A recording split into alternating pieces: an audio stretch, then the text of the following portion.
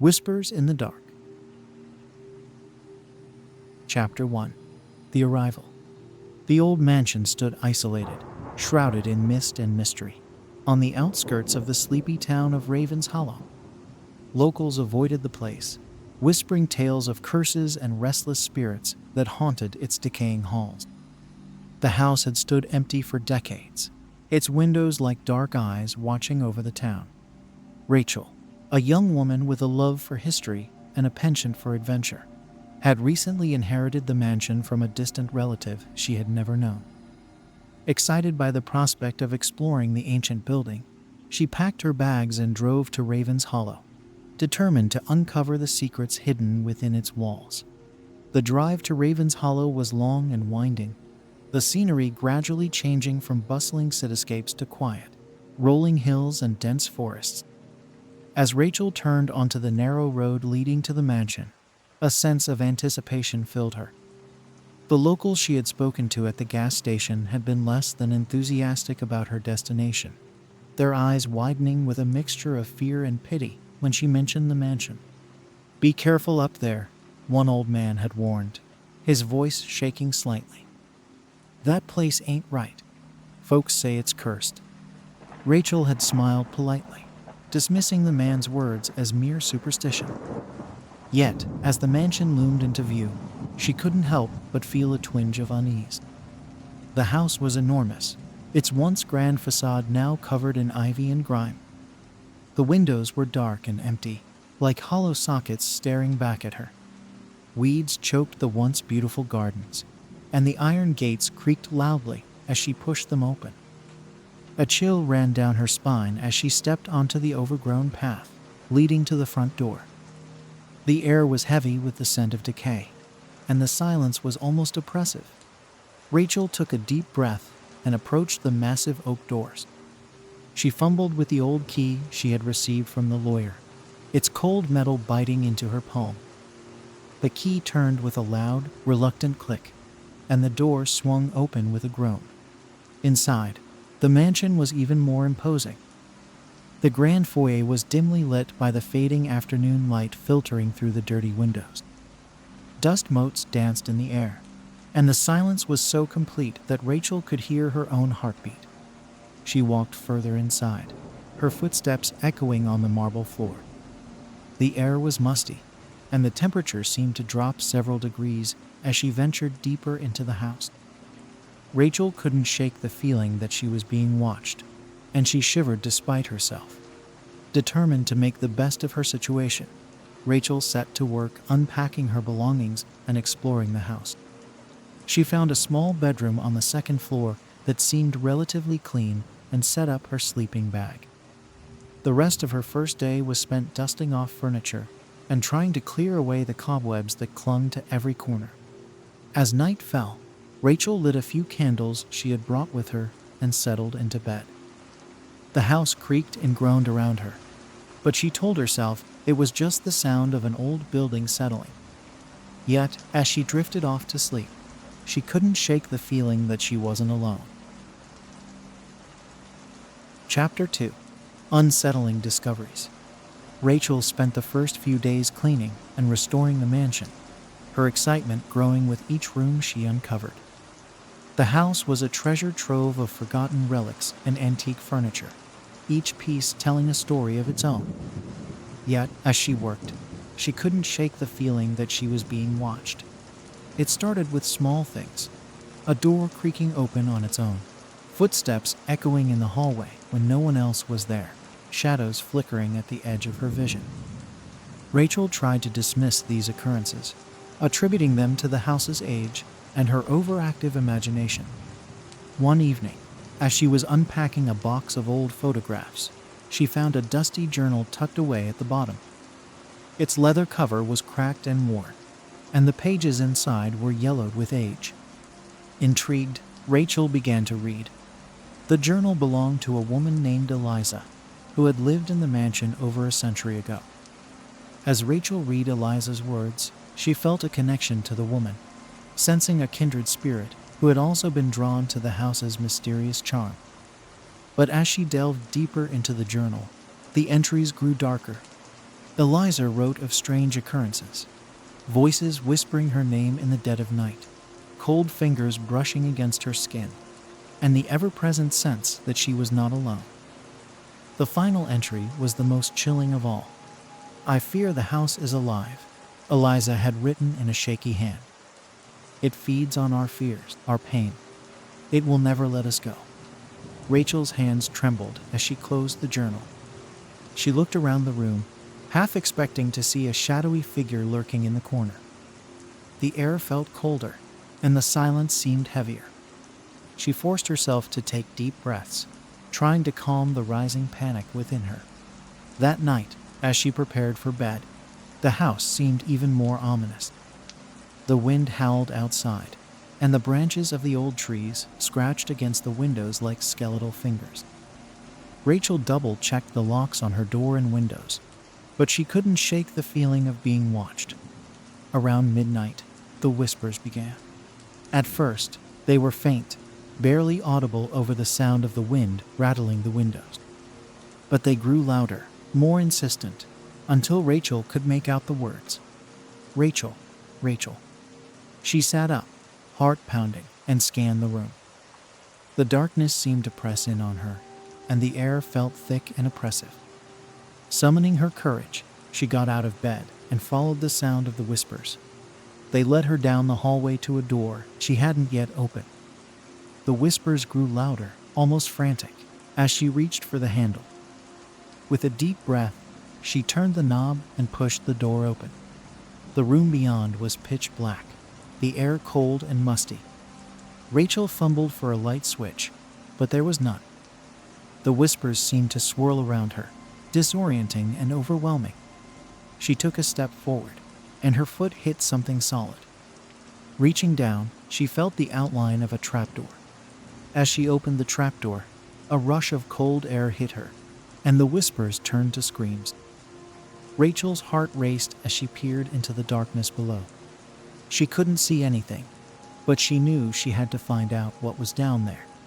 Grabbing a flashlight, she descended into the cellar, the stairs creaking ominously under her weight.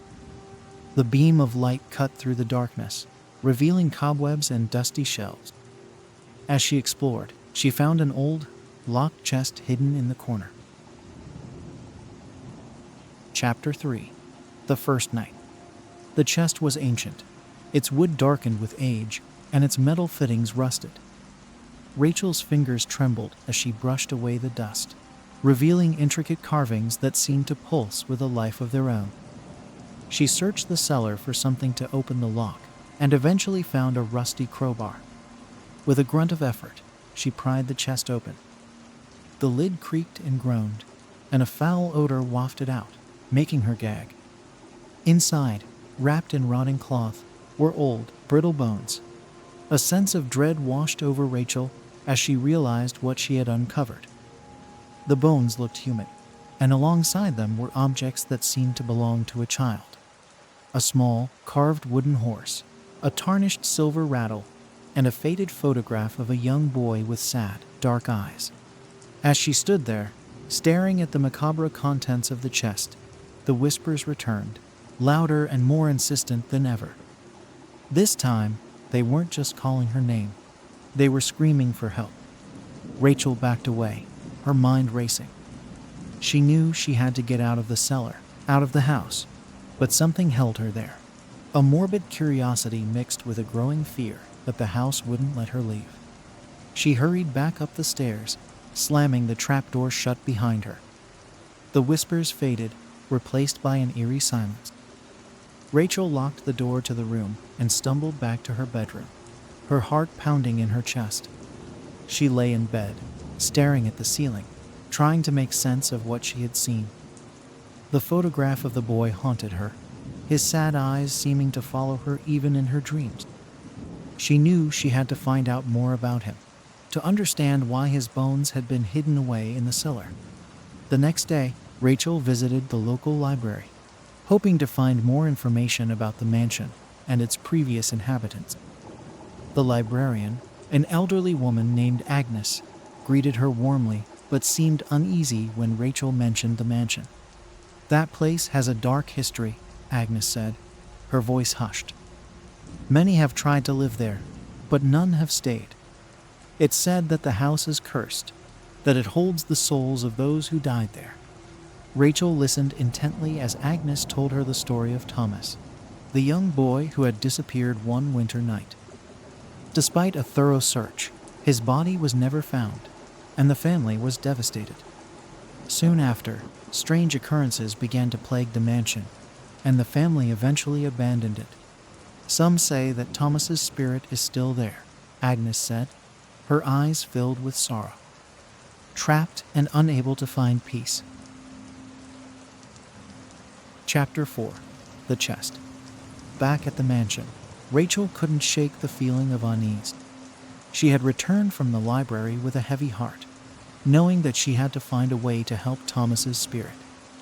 She spent hours researching ways to cleanse a house of spirits, determined to break the curse that held the mansion in its grip. She gathered the materials she needed for a cleansing ritual: sage, salt, and candles. That night, as the wind howled outside and the house creaked and groaned, she began the ritual. She walked through each room, burning sage and sprinkling salt, chanting words of protection. The atmosphere grew heavier, the air crackling with energy. The whispers intensified, turning into screams of rage and despair. As she entered the cellar, the temperature dropped, and the light from her flashlight flickered. She could feel a presence, cold and malevolent, watching her every move. With trembling hands, she placed candles around the chest and began to chant, calling on the spirits to be at peace and leave the house.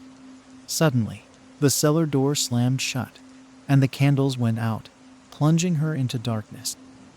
The whispers turned to a deafening roar, and she felt icy fingers closing around her throat. Gasping for breath, she fought to stay conscious, focusing on the chant. Just when she thought she would lose the battle, a blinding light filled the cellar, and the grip on her throat loosened. The whispers faded, replaced by a soothing silence. The temperature rose, and the oppressive atmosphere lifted. Rachel awoke on the cellar floor, the morning light streaming through a small window. She felt weak and drained, but knew she had succeeded. The house was silent, the malevolent presence gone. She carefully reburied the bones, whispering a prayer for Thomas's soul.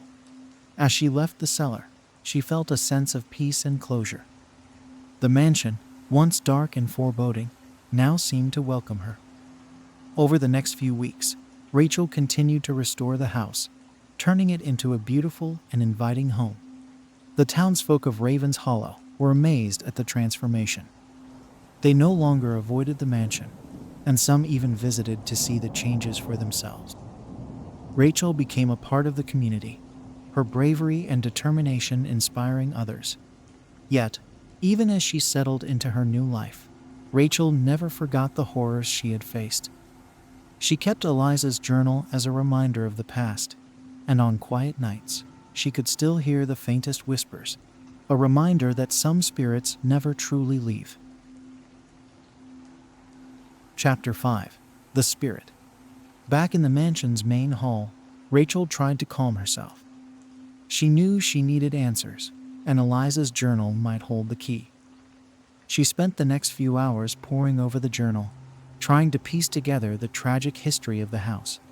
Eliza had written extensively about her experiences, her words growing more frantic and disjointed as the journal progressed.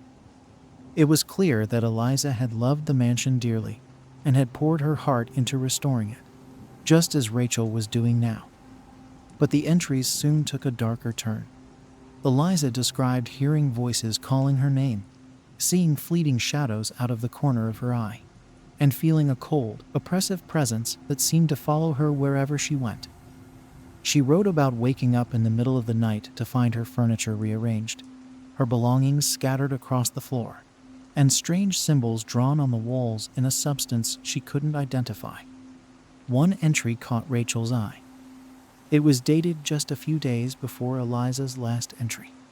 "I saw him today," Eliza had written. "The boy with the sad eyes. He was standing at the foot of my bed, watching me.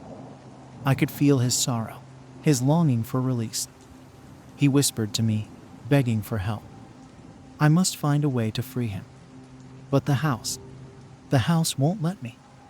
Rachel felt a chill run down her spine as she read Eliza's words. She knew she had to find a way to help Thomas, to free his spirit from the house's grasp. But how? Eliza had tried and failed. What could she do that Eliza hadn't? Determined to find answers, Rachel decided to visit the town historian, a reclusive man named Mr. Hawthorne who lived in a small cottage on the edge of town. The townsfolk spoke of him in hushed tones, saying he knew more about the town's history than anyone else. Mr. Hawthorne welcomed Rachel into his cluttered home, his eyes sharp and curious as she explained her situation. He listened intently, nodding occasionally, his fingers tapping rhythmically on the armrest of his chair. The mansion has a dark history, Mr. Hawthorne said finally. It's been plagued by tragedy ever since it was built. The original owner, William Blackwood, was a wealthy merchant who dabbled in the occult. He was obsessed with the idea of immortality and conducted numerous rituals in the house, hoping to bind his soul to the mansion. Rachel leaned forward, her heart pounding. What happened to him? Nobody knows for sure, Mr. Hawthorne replied. He disappeared one night, and his body was never found. Some say he succeeded in his quest, and that his spirit still resides in the house, feeding off the fear and suffering of those who live there. Rachel felt a knot of dread in her stomach. And Thomas, what about him? Mr. Hawthorne's expression softened. Thomas was William's grandson. He disappeared shortly after William's death. It's believed that his spirit is trapped in the house, bound by the same malevolent force that holds William. Rachel's mind raced. How can I free him? Mr. Hawthorne sighed. There are many rituals and incantations that claim to free trapped spirits, but the mansion's power is strong. You must be careful. The house will not give up its hold easily. Determined to succeed where Eliza had failed, Rachel thanked Mr. Hawthorne and returned to the mansion. She spent the next few days researching rituals and gathering the necessary materials, her resolve growing stronger with each passing day. She knew she had to be prepared for anything. Chapter 6. The Ritual. Rachel spent the next day preparing for the ritual. She visited the local herbalist, an eccentric woman named Willow, who provided her with sage, lavender, and other herbs known for their cleansing properties. Willow seemed to sense Rachel's unease and offered her words of encouragement. The spirits are drawn to your strength, Willow said, her voice soft and melodic. You have the power to help them find peace. Trust in yourself. Rachel nodded, grateful for Willow's support. She returned to the mansion, her resolve hardened. She spent the afternoon arranging the herbs, salt, and candles in the cellar, creating a protective circle around the chest. She also placed mirrors at the 4 cardinal points, hoping to trap and reflect any malevolent energy. As night fell, Rachel felt a growing sense of anticipation. The house seemed to hum with energy, the air crackling with tension. She lit the candles, their flickering light casting eerie shadows on the walls. Taking a deep breath, she began the ritual, chanting words of protection and calling on the spirits to find peace. The atmosphere grew heavier, the air thick with a palpable sense of malevolence. The whispers began again, louder and more insistent than ever. They seemed to come from all directions, swirling around Rachel like a whirlwind of despair. Leave this place, the voices hissed. You cannot free him. He belongs to us. Rachel's heart pounded in her chest, but she forced herself to stay calm. She continued to chant, her voice growing stronger and more confident. She could feel the presence of the spirits, their anguish and anger pressing down on her. Suddenly, the cellar door slammed shut with a deafening bang, and the candles went out, plunging her into darkness. The whispers turned into a deafening roar, and Rachel felt icy fingers closing around her throat. Gasping for breath, she fought to stay conscious, focusing on the chant. Just when she thought she would lose the battle, a blinding light filled the cellar, and the grip on her throat loosened. The whispers faded, replaced by a soothing silence. The temperature rose, and the oppressive atmosphere lifted. Rachel awoke on the cellar floor, the morning light streaming through a small window. She felt weak and drained, but knew she had succeeded. The house was silent, the malevolent presence gone. She carefully reburied the bones, whispering a prayer for Thomas's soul. As she left the cellar, she felt a sense of peace and closure. The mansion, once dark and foreboding, now seemed to welcome her. Over the next few weeks, Rachel continued to restore the house, turning it into a beautiful and inviting home. Chapter 7. The Aftermath. Rachel's transformation of the mansion was nothing short of miraculous. The once dilapidated rooms now gleamed with new life, their walls freshly painted and adorned with tasteful decorations. The gardens, once choked with weeds, now bloomed with vibrant flowers and neatly trimmed hedges. The mansion had become a symbol of hope and renewal in Raven's Hollow. The townsfolk, initially skeptical of Rachel's endeavor, soon warmed to her. They admired her determination and bravery, and many offered their assistance in restoring the mansion. Rachel made new friends, and her connections within the community grew stronger. The mansion, once a place of fear and mystery, had become a beacon of light and hospitality. One sunny afternoon, Rachel hosted a garden party to celebrate the mansion's restoration. The townsfolk gathered on the manicured lawn, enjoying the delicious food and lively music. Laughter and chatter filled the air, and Rachel couldn't help but smile at the sight of her friends and neighbors enjoying themselves. As the party continued, Rachel felt a gentle breeze brush against her cheek. She looked around, half expecting to see Thomas standing among the guests. But there was no sign of the boy, only the warm, comforting presence that seemed to envelop the mansion. That night, as the last of the guests departed and the mansion fell into a peaceful silence, Rachel sat on the porch, gazing at the starry sky. She felt a deep sense of satisfaction, knowing that she had succeeded in freeing Thomas's spirit and breaking the curse that had plagued the mansion for so long. Yet, even as she settled into her new life, Rachel never forgot the horrors she had faced. She kept Eliza's journal as a reminder of the past, and on quiet nights, she could still hear the faintest whispers, a reminder that some spirits never truly leave. One such night, as she sat by the fireplace reading Eliza's journal, she heard a soft knock at the door. Rachel's heart skipped a beat, but she forced herself to stay calm. She walked to the door and opened it, finding no one there. Just as she was about to close the door, she noticed a small, carved wooden horse on the doorstep, the same horse she had found in the chest with Thomas's bones. Rachel picked up the toy, a lump forming in her throat. She knew it was a sign, a message from Thomas. She held the horse close, whispering a promise to always remember him and the others who had suffered in the mansion.